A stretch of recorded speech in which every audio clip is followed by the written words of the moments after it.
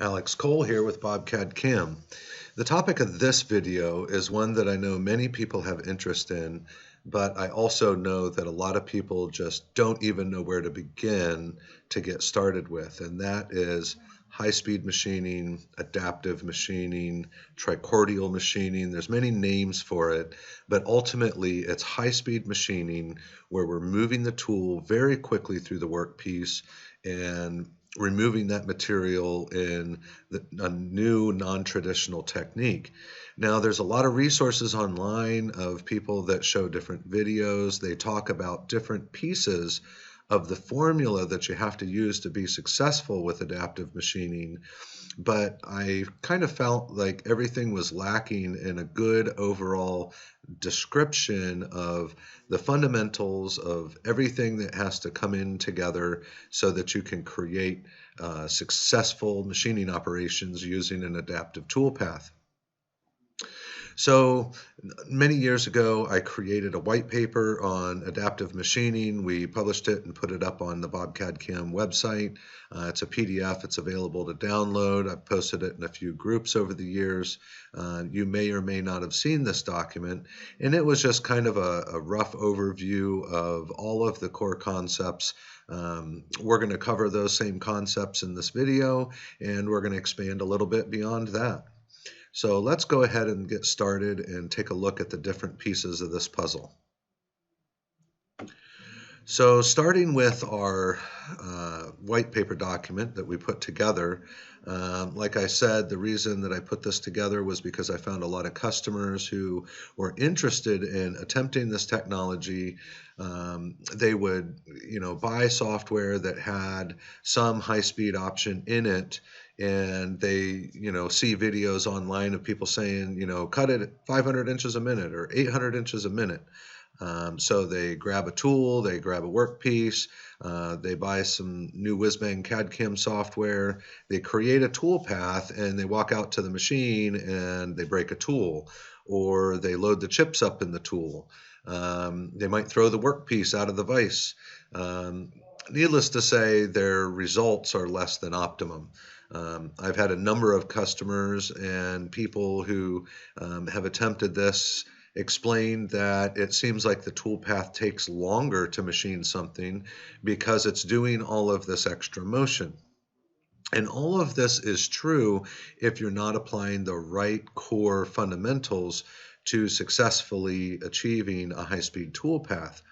So these by no means are in the details of every aspect of this, but we're going to cover the core concepts that should be understood. And these are simple to understand concepts, and I'm going to break these down for you today in this video.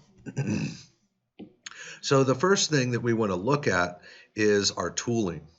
So some important things about the tooling is that you have to be using a tool that is intended to cut this way.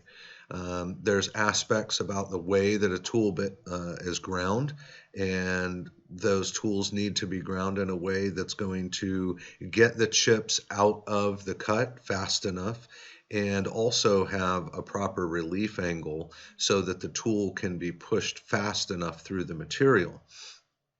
So let's talk about the helix angle a little bit. So traditional tools that you would find that have been around forever, kind of your standard bread and butter end mills, typically have a helix angle in the 15 to 30 degree range. And for general purpose machining, this works great. It allows for, a very strong flute on that tool, and it's adequate at expelling the chips. When we're working with an adaptive toolpath, we're moving the tool very quickly, and the purpose of the adaptive toolpath in general is we want to move the tool very quick, taking light cuts. So it's actually contrary to popular belief, a lot of people think that these high-speed toolpaths are rough on a machine tool. Well, actually, the cutting forces are reduced with an adaptive style toolpath simply because we're taking a lighter cut, but we're moving much faster. And the toolpath itself, the the motion that gets generated is designed to where the engagement of material on that tool remains consistent. So when you're cutting in a normal pocket and you're just moving around in a rectangular fashion, when you get to the corners, your tool engages more material. And we're going to see in this document in a little bit, we'll see some illustrations of that. But the adaptive toolpath, it actually curves that toolpath and it never gets full face engagement on the front of that tool. In fact, it tries to maintain that engagement.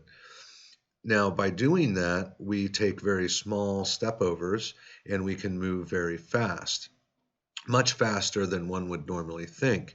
But to do that, the relief angle on that cutting edge of the tool has to be made at a high enough angle so that as you're pushing that tool much faster through the material, the backside of that cutting edge doesn't start to rub material.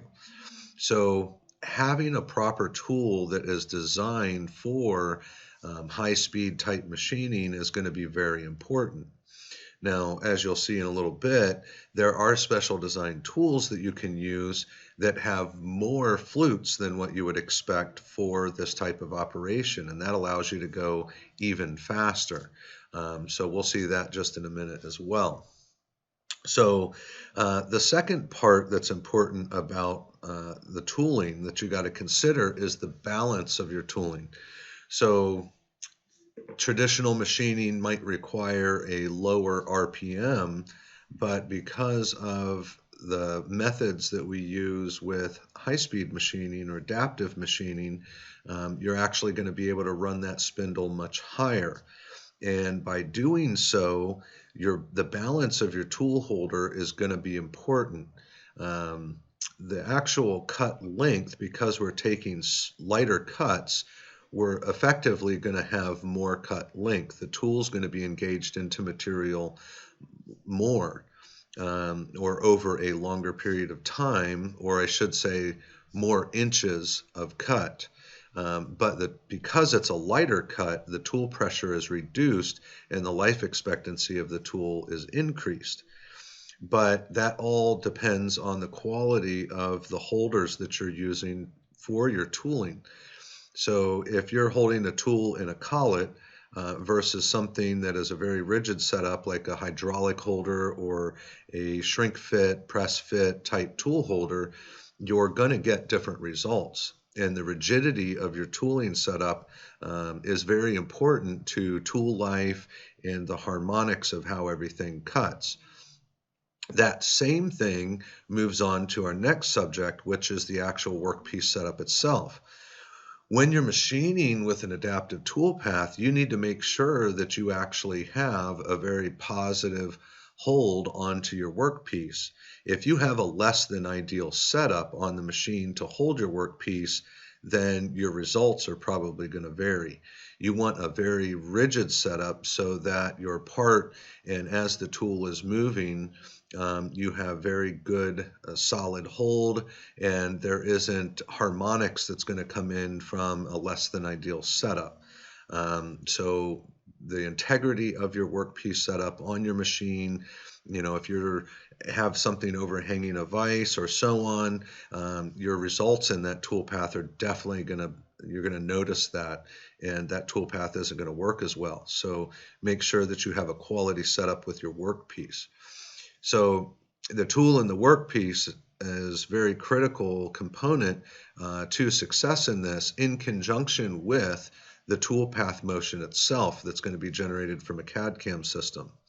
So it's just really important to realize that it's not simply just a machine parameter and the machine's ability to move that fast, which is also very important, but it's also going to be your tooling choice and the integrity of your workpiece setup on the machine is all going to play a critical part in the success of your toolpath.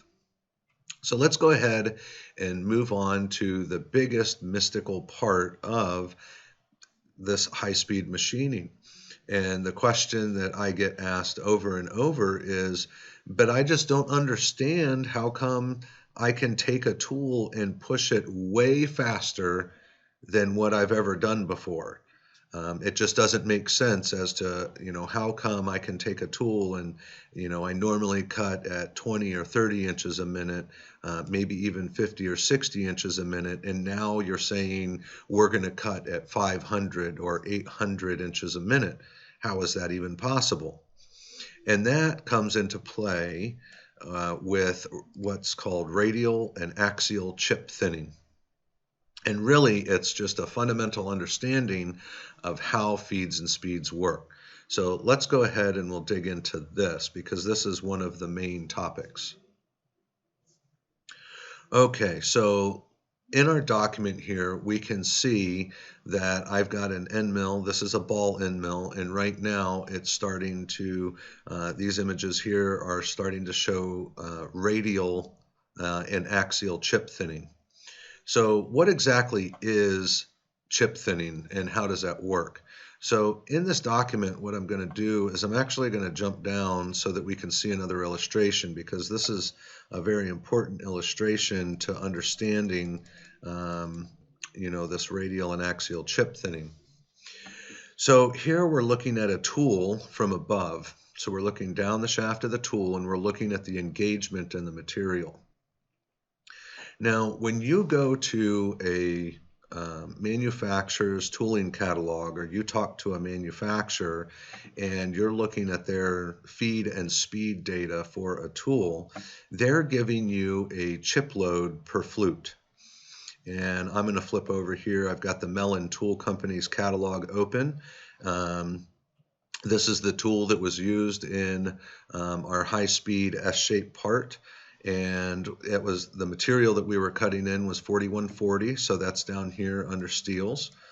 And so when we look at a catalog like this and we look at our tool size, so we were using a half-inch 41, half-inch 7 flute in 4140 steel, and in the catalog they're saying that we can run this tool at full axial length, which the depth of cut that we were running in that part was a half-inch.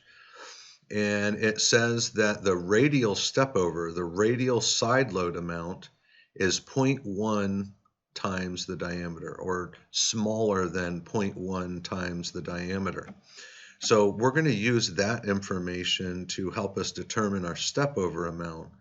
But our feed per tooth is what I'm actually interested in. So our feed per tooth in this catalog says 5 thousandths per inch. 5 thou per flute. So when we're looking at 5 thou per flute, we have 7 flutes on this tool. But what does that mean?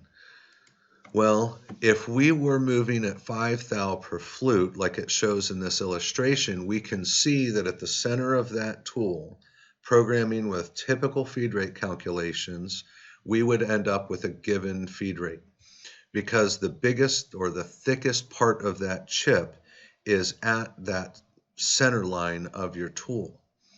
But what happens with an adaptive toolpath is that we're not engaging with, half of our tool like this. We're actually taking a very small step over amount. In fact, that table defined that step over needs to be smaller than 0.1 times the diameter. So if we do that real quick, if we take 0.5 times 0.1, we end up with 50 thousandths of an inch.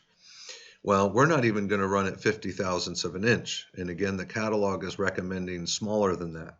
So we will take a look at the values that we used. But the step over that we're going to be using is not 50% of the tool. It's only a fraction of that. So when you take the tool and you calculate the engagement of the chip, the thickness of the chip that is encountered when you have such a small step over value like that, what you find out is that the thickest part of the chip is much smaller. So therefore, to get the chip thickness up to the manufacturer's recommended thickness, you have to increase your feed rate. And by increasing that feed rate, you end up with a properly sized or proportioned chip thickness on each individual flute as it's cutting that material.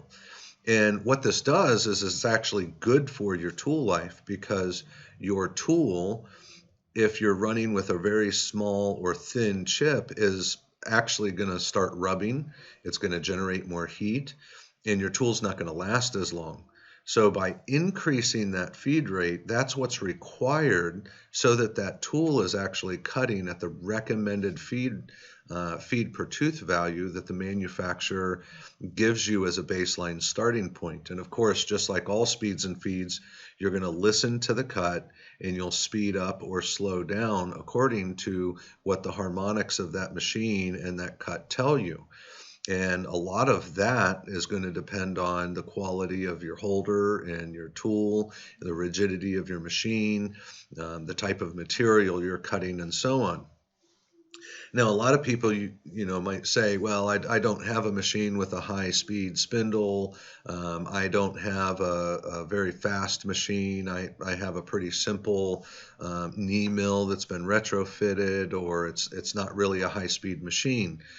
And I can tell you from my own personal experience, I have a small machine in my garage as well, and it only has a maximum 3,500 RPM, but I use high-speed machining on many of my tool paths and my jobs, and you can still reap the benefit of this type of path. The way you do that is by using different tools that have different flute counts. So if you don't have a lot of RPM, but you have the horsepower in the spindle, then you can use a 5 or 6 or 7 flute tool, maybe even a 9 flute tool, to be able to run faster. So we kind of see and get an idea here of how this chip thickness, because we're taking a smaller step over, this chip thickness actually gets thinner, and so we have to increase the feed rate accordingly so that we can get that chip load proper. So the nice thing about this is, and in my document, I do have the formulas for how to calculate that manually if you want to figure out, manually how you can formulate that chip thickness. In the BobCAD-CAM software, we actually have the option built in where you can use the chip thinning calculator and you can define your thresholds, and the system will automatically calculate that for you. Okay, so I wanted to go ahead and jump down in the document so that we could talk about the actual tool path itself. I had mentioned earlier how the tool path minimizes the variation in the engagement of the tool as it's cutting around. So let's take a look at the differences between kind of traditional machining strategies and the adaptive strategy, and what that does and what that looks like. So this image over here on the right, in this first image, you can see we're just doing a traditional like pocketing operation, and the tool is stepping over. It has a side load that is less than 50% of the tool. Just depending on your setup and what you're doing, it's not uncommon to engage a smaller amount. And even this type of cut right here can take advantage of accelerating the feed rate. The reason why it becomes difficult to do that is what's seen in the second image here, and that's when you get to the corners. So if this tool is cutting around the inside periphery of this part, as it's cutting along the straight wall, we can see that we're engaging 20% of the face of this tool. However, when that tool gets to the corner, then what happens is the engagement on that tool as it feeds over will increase, and we end up with a maximum, in this case, of 70% engagement for this scenario. And that spike, that increase in engagement on the face of that tool, is why we often experience chattering and things like that when we cut this type of path, because of tool deflection and so on. It's that increased amount of material across the face of the tool that causes that condition. So here we can see a traditional style pocketing toolpath like those previous two illustrations were showing. And, it's these hard corners that cause those problems. An adaptive toolpath, we get all of the swirly motion that gets generated, and it's that motion that maintains that engagement. So, or I should say not engagement, but it maintains that constant chip load.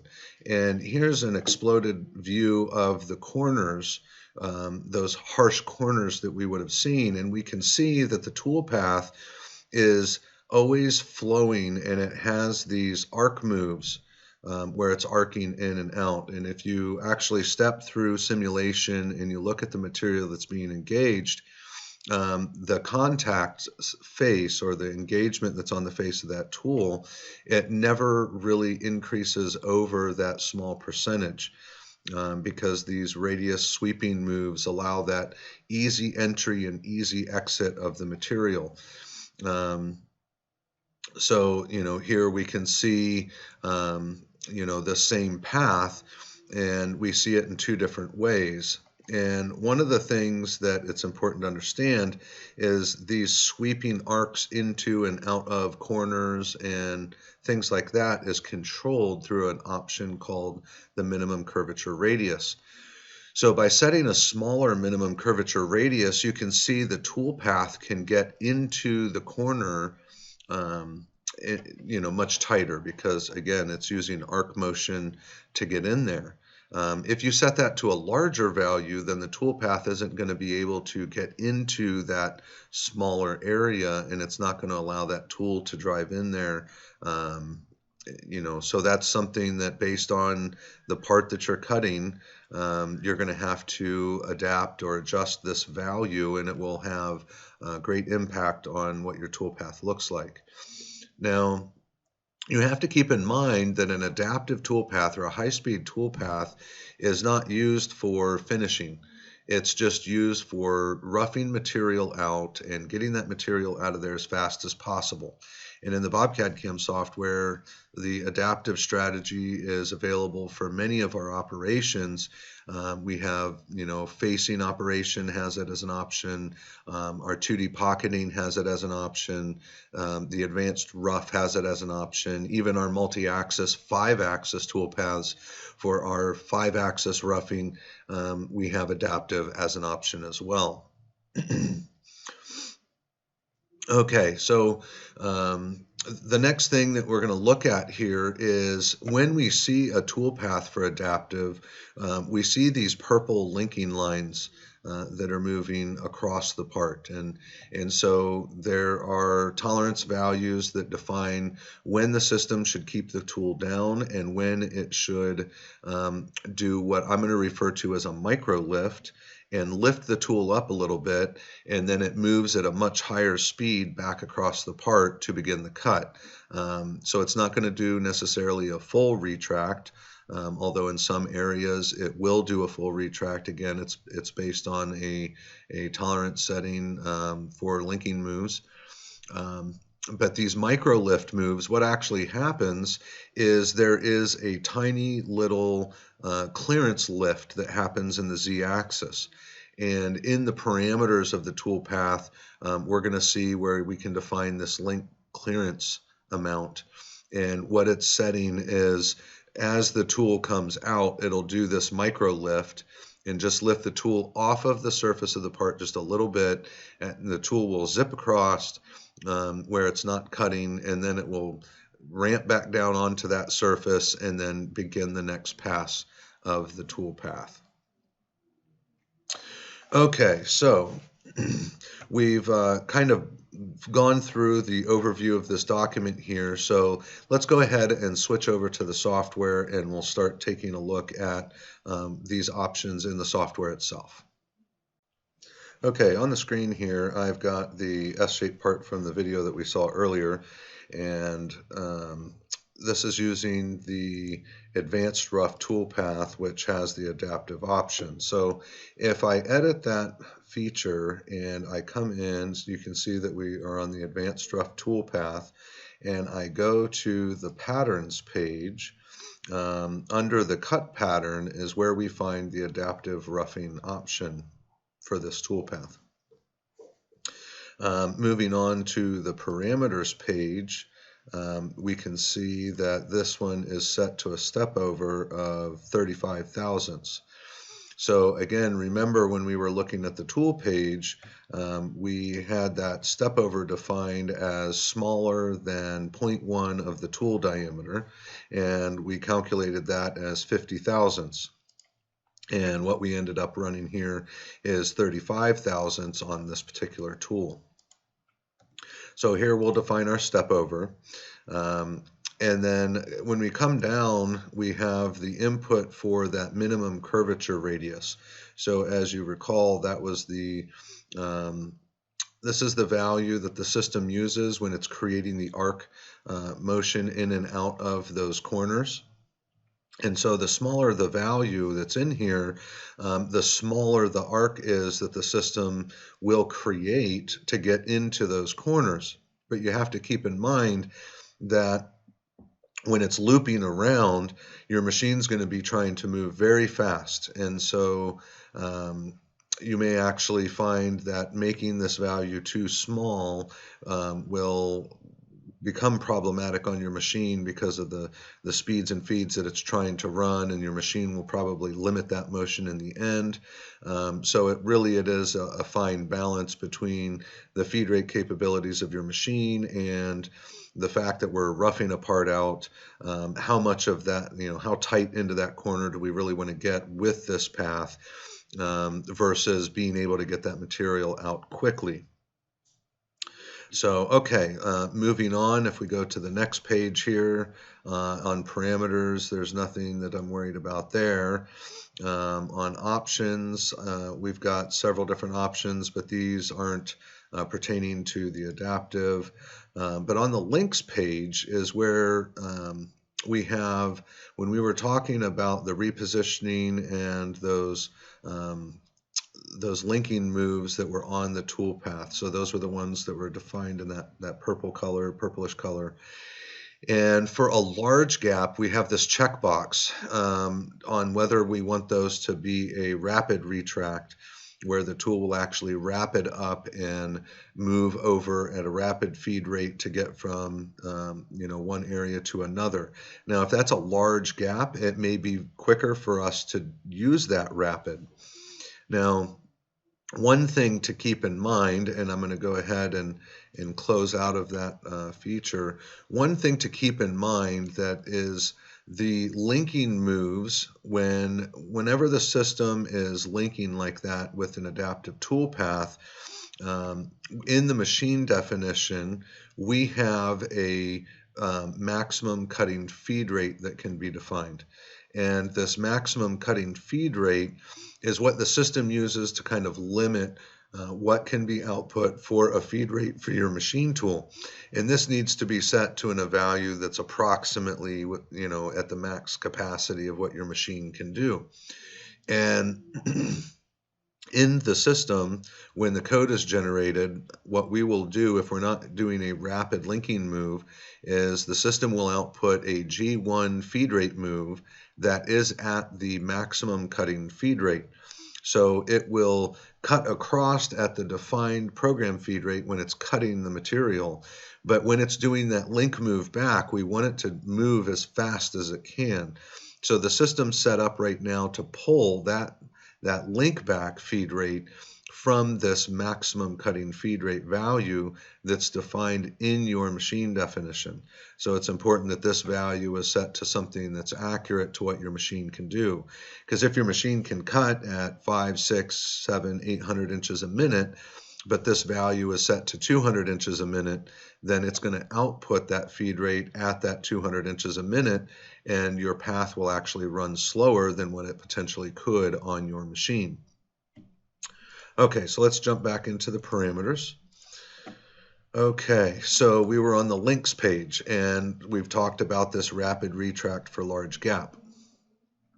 We can see on this part in the background, we do have some large gaps where the tool is retracting and repositioning back in. Those are some pretty large moves, so we wouldn't necessarily want that tool to be trying to link across there down on the surface of the part or down close to the surface of the part. It's just unnecessary. When we get into the tight areas, we do want it to keep that tool down and move as fast as it can. Now in the document, we also covered those micro lift moves in that linking area when it's not doing a rapid. And we can see here that the adaptive clearances group contains that link clearance option. So we enable that by checking the box, and then we can define that Z value of how high we want that micro lift to be. And really it just needs to be enough to bring that tool off of the surface. You may be comfortable with 5/1000ths of an inch. You may want it to be larger than that. We default this value to, I believe, around this 15/1000ths of an inch, and that seems to be a pretty good standard. So you'll find that on this linking page, and that's where this adaptive clearance is controlled. Looking at the advanced feed rate page, we can see several options that we have in the system where we can control and manipulate feed rates. So we have an option to convert rapid moves to feed rate. So this will convert all the rapid motion. We've got the ability to override and control the feed rates that are used for direct or blended spline links that happen in the toolpath. What we're focused on for this video is the adaptive feed rate section. And we have two different options underneath of here that are very important. So the one that we've been talking about so far is this radial chip thinning. So when we turn this on, the system gives us the ability to define a minimum feed rate percentage and a maximum feed rate percentage. Now this percentage is based off of the initial feed rate that was defined back on our tool page. So if we look at our cutting feed rate of 90 inches per minute, then on the advanced feed rate page for the radial chip thinning, this percentage is of that value. So if we have this set to 10% of that 90, right? So it's going to allow it to run and slow this toolpath down to only 10% of that 90. And then the maximum feed rate is I'm going to allow the system to go faster than that 90 inches a minute. So in this particular case, where we're running an adaptive toolpath, I'm going to set the minimum feed rate at 100% because I don't want it to run slower than my defined 90 inches a minute. Again, 90 inches a minute is 50% of that tool's engagement, and we should never encounter that using an adaptive style toolpath. However, running the maximum feed rate, we may want to allow this thing to run quite a bit higher. So let's take our 90 inches a minute and let's add, let's say 600% to that. And that would be a feed rate value of 540 inches a minute. So based on what the SFM and everything is, and listening to the harmonics of the cut, some of this does require some experimentation to know what the tool and that workpiece and that type of material is going to be able to handle.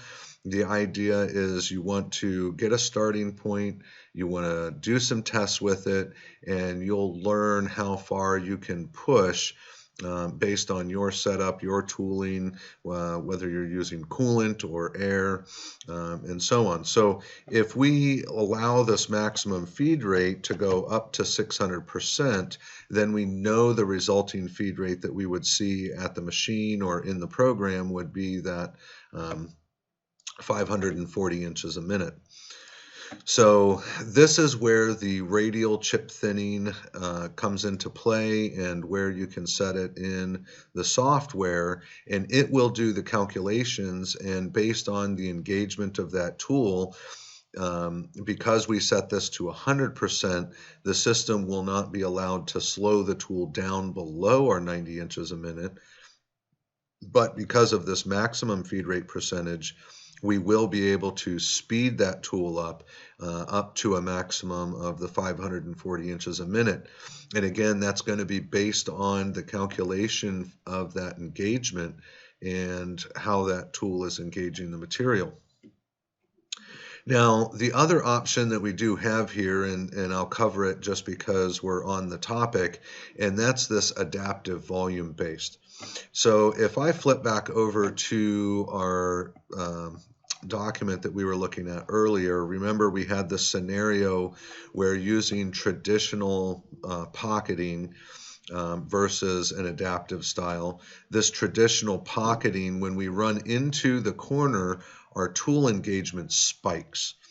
And so this is an increase in tool engagement. And the adaptive toolpath, the toolpath motion itself is specifically designed to eliminate this from happening. However, if you are using standard toolpath strategies, then the engagement of the tool into the material in the cut is going to change, and it will fluctuate along that path. So looking at the software, we do have this adaptive volume-based option. And the adaptive volume-based option gives us the same type of control that we saw with the radial chip thinning, in that we can define a minimum and a maximum feed rate for that tool. And the way that we would apply this would be the exact opposite that we did for radial chip thinning. What we would do is we would set our maximum feed rate to 100% of our feed, and we would put a slower feed rate or a lower minimum value in, so say like 10%.